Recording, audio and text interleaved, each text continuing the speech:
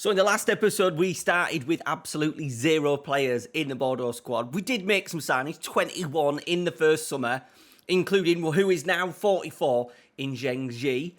Also, former Malaga keeper Carlos Kameni and Ruben Castro, age 43. And it was the latter, the Spaniard Castro, who put us on our way the first game of the season, arguably a 6-pointer, beating Istres 5-1, with Castro scoring the first 2 goals. He went one better in the second game, our first home league game of the season, scoring a hat-trick as we beat AS St. Prest 4-1. And then, as you can see, our run since then has been nearly perfect. We've won 9 out of the 10 games so far this season. A 7-0 in there, a 6-1 in there, a 4-1, a 5-3, and just a 1-1 draw against Juro Sudfut has stopped us starting the season with an impeccable 100% record. But as you can see, 6 points clear. We lead the way. 37 goals scored in those 10 games and 8 against, with the large part of that down to Ruben Castro. 16 and 11, average rating of 7.83. But our second leading goal scorer is a player that we only picked up after the episode had actually finished, Opa Nguete. He's Senegalese, 30 years old, so for us anyway, in his prime, one of the younger players in the squad.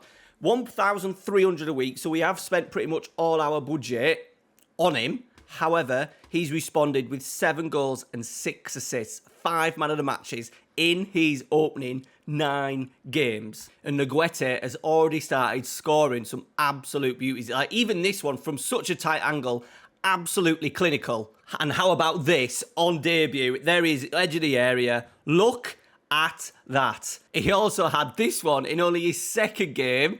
Look at that. The guy is scoring absolute worldies for fun. And hopefully in today's episode, 2 games we're going to play today, hopefully you will score one just for you guys. So, top of the table, things are going well. We've kind of had a little bit of a swap around with Romero, who's now back fit. He missed the start of the season with injury. He's kind of gone on to the left because Elen was just dipping just slightly. His attributes don't say that, but the last 3 or 4 games he did dip a little. So we've brought Romero on that left-hand side to give us a little bit of pace. But as you can see, my main worry is potentially the finances. So far this season, we've spent 2.724 million.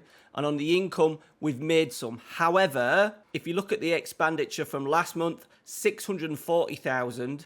The income was only 424. So that is a deficit of what nearly, 200,000, which is a lot of money to be losing, especially when we've only got 137,000 left in the bank. We need to absolutely make sure we get out of this division. That will then obviously help with finances in terms of things such as away fans and just higher revenues.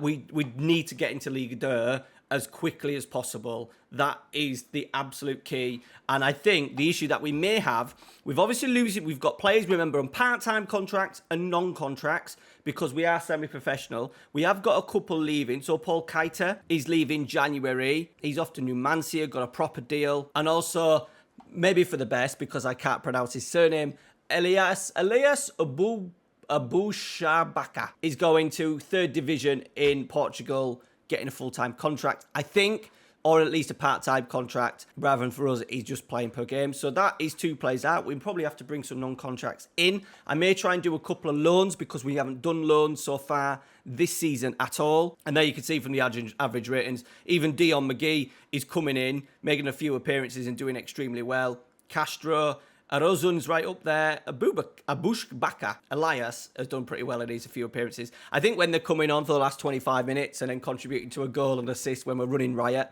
it obviously maybe bumps their numbers up slightly, all right? But I wanted to give this a bit of a classic career mode kind of episode today. So we're just going to play the 2 games and hopefully have 2 big wins. We've got Angoulême FC, who are 6th, and then Andrézieux, who are mid-table. We just need to keep building, and then it'll probably look like a mini rebuild in the summer, regardless of what division we're in, because we've got their non-contracts. I imagine if we get promoted as well, we'll probably get our professional status back, which would be pretty cool, but also at the same time, making it very expensive. One thing that might help our finances, Coupe de France, we've just played SO Amerville, beat them 4-1, gives us an opportunity to rotate players a little bit. We've got the next draw against Stade Bucairos. We've got them next. Not much in terms of money. I think it's like 50 grand, 73 grand. So not bad. We can get through these rounds and never know. Get to a latter stage, you know, drawing a PSG at home. Won't be maybe good for the morale, but it'll probably be good for that bank balance. Okay, so this is our starting 11, probably our best 11 at the moment. Kamini, Sanya, Bruno, Donrias, Moustache, Viti, who we didn't see at the start of the season because he was injured, Yatabare, Aziz, Romero, Nguete, 2 wingers that you didn't see in the first episode, and the veteran Castro. So these are one of maybe the trickier teams in the division, so they're going all right in 6th. Home advantage. We've just not, after the sort of like the last 2 or 3 games, even though the results have been pretty good, the performances have not been as solid. Our team's starting to figure us out a little bit. So they have got the idea of maybe having a 4-2-3-1 as well, loaded, just so we can swap things round a little bit. I have dabbled with a very attacking 4-2-4 in the cup game, and it didn't really work in the second half. So we'll maybe avoid that and maybe just look at having something like a 4-2-3-1. Right, we're into 35. We've had lots of the ball, like in the late 70s, but nothing in terms of chances yet, which is a little bit of a worry because we're absolutely dominating the ball and not creating anything. Are they going to take the lead? No, we've broke. Can we break? We'd probably be a rare break as well. No, we've slowed it right down. Bruno into Helton. Aziz has gone long to Castro, flicks it on, and we've given up possession. Are we going to get it back? No, we're not going to give it back. Oh, my God. We're 1-0 down. Oh, my life. What a shambles that highlight was. Bruno just completely misjudges it, and Cardinale is in. Kameni just can't get to it. And, of course, we're undefeated. I decided to play a game for you guys on camera, and we're going to be 1-0 down at half-time. Right, Romero. Sanya's there. Unlucky. We may look at bringing on, actually. We may do it at half-time. We might be brave. I don't know if it's going to be a little bit of overkill with the 2 central midfielders we've got in there. But let's bring on Alan. 4-2-3-1, boys. We're proud of the efforts. That was probably the wrong thing to say. And let's give him an encourage to start the half. Look, 12 shots, 4 on target, even though we've not even had a really highlight for us yet. Well, we haven't. 72% of the ball, and we're doing absolutely nothing with it. Right, is this our chance to build? Kameni into Bruno.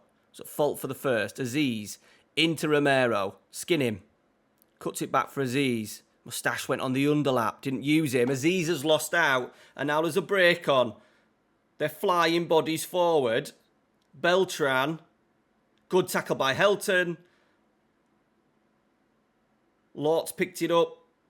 They're going to score here, aren't they? I can feel it. Helton's a good clearance. Right, are we breaking? Romero. No, he's giving it back. He's giving it back. We are absolutely all over the place. And we've survived. It felt like a little bit there that was so desperate to get back in the game that we're just slightly rushing things. Nguete, the main man, who I've spoke so much highly of in the first part of the video, and he's not done anything yet. We haven't seen him. Here he is. He's just kicked it to them. He's just kicked it to them. Oh, God. Right, we're in. Helton. Moustache. This is painful. If we get 1, we'll get 2. Aziz. Pull. Castro's there. That is a penalty. Castro's missed a couple of penalties already so far this season. What's he going to do? Yes. Puts the keeper the wrong way. Brilliant penalty. Ruben Castro's 17th of the season. And we will give it a praise. Right. Oh, God. Are we in trouble here? Pretty much straight after the goal. He's offside. He's offside. He's offside. Don't worry. That's not the response we want, though, is it? Them going down the other end and looking dangerous again. Bearing in mind that they've done pretty much absolutely nothing. Right, we're going to make some changes ourselves. We're going to get McGee on the wing. We'll put Nageti out to the other side. We're also going to go Zhengji, and we're just going to drop it a little bit. Let's get him as a volante, just to make sure we don't get completely caught out. Right, Willock. Cross. Kameni's not come for it. I was hoping he probably would have. Alan's picked it up nicely. Lovely passing to McGee. To Castro. Out that left-hand side. Here he is. Nguete. What's he got? Oh, poor pass again. We're in. Oh, Castro's hit the post. What a pass from McGee. Coming into the last 10. We're going to make last few changes if we can. Let's just bring on Bizet for Ruben Castro. Just a little bit of pace. The last few mins. Looks like our undefeated record is going to stay. We have got a highlight in the 90th minute. Nguetti to Alan. To Moustache. It's a good cross. Yabate's there. It's a great save. And I think he even tipped it onto the post. I thought for a second there we were going to get a late winner. But it looks like it is. It's going to be a draw. 20 shots. 6 on target with an XG of 2.75. What's a penalty? 0.75 I think a penalty is. So 2 in XG. Yeah. Bad day at the office. We'll try and keep the morale up a little bit. I've just said it was one of those days. I sympathise. But it does make us 11 unbeaten, which is pretty good. Right. Next game. Mid-table. We need to just make sure this is not a rut that we are getting ourselves into. It doesn't look bad, does it?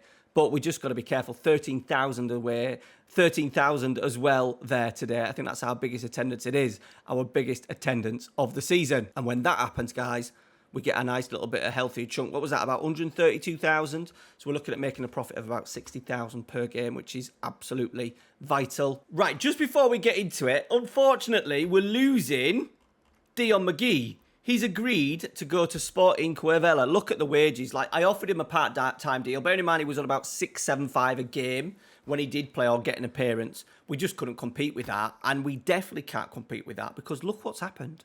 Where's that money gone? Our youth setup is costing us a lot because we've got no one in it. But we're training the people ready for the new season, obviously. We'll get that very, very soon. But that's a lot of money. We're maybe going to have to take the hit on that. So this season, ground maintenance, so that's the rent basically. Taxes cost us a lot. Youth team set up as well, 229,000. So we will hopefully feel the reward of that when we get the youth team players through. And I think what we'll do now is, if I can just get through to January with the current squad, see where we're at in terms of players, and then some of these non-contracts who are costing us a lot of money per appearance fee, and then per unused sub. So let's have a look. So to be fair, he's only costing us. So ones like that, fine. We've just got to make sure that we're a little bit maybe cleverer with these non-contracts. Maybe we should just try and sign players on 1-year deals and get them in at maybe a couple of £100 a week. But what I might try and do actually is get some loans in. Okay, Yabaratare is suspended, so we're going to bring in Zidane. And what we're also going to do is just open out the pitch just a little bit. Just to see if that helps when we're trying to break teams down that were absolutely dominating possession. Just having the pitch just a little bit bigger will just open out their back line a little bit more. The finances are starting to worry me though. So that'll be a key part of maybe the next episode where oh God, they're playing a 3-4, what was that? A 3-4-3 pretty much. With 2 defensive midfielders as well. This is going to be hard to break down. They are 10th though, so they're not exactly going that well. Right, Kameni. The only good thing that we've potentially got is a couple of players that have got a little bit of seller value. So Nguetti in particular on this right-hand side, even though he's 30, because he's doing so well, you would maybe think someone might come in for him at some point. Here he is. He's lost it. He's had an absolute nightmare today for us. He's got another chance. Cross, Castro, 1-0. There we go. Castro's 18th of the season. And I think we're also paying performance fees for Castro. We've already paid him a couple of grand for like goals, for the amount of goals for the season. Are we doing it again? Oh no. We got to give him 2,200 when he scored his 10. Good start though. Good move. Good cross. Good low cross. And Castro was there to tap it in. Have we got a pen? We've got a pen, boys. Castro's stepping up to set us well on our way. Yep, went the same way as the last game. Keeper went the right way this time, but still no point in trying because that was an absolutely wonderful penalty from the 43-year-old. Half-time, things could not, to be honest, go any better than that. 2.25 XG. They've just had one shot with an XG of 0.06, 64% of the ball. Let's just say I'm pleased.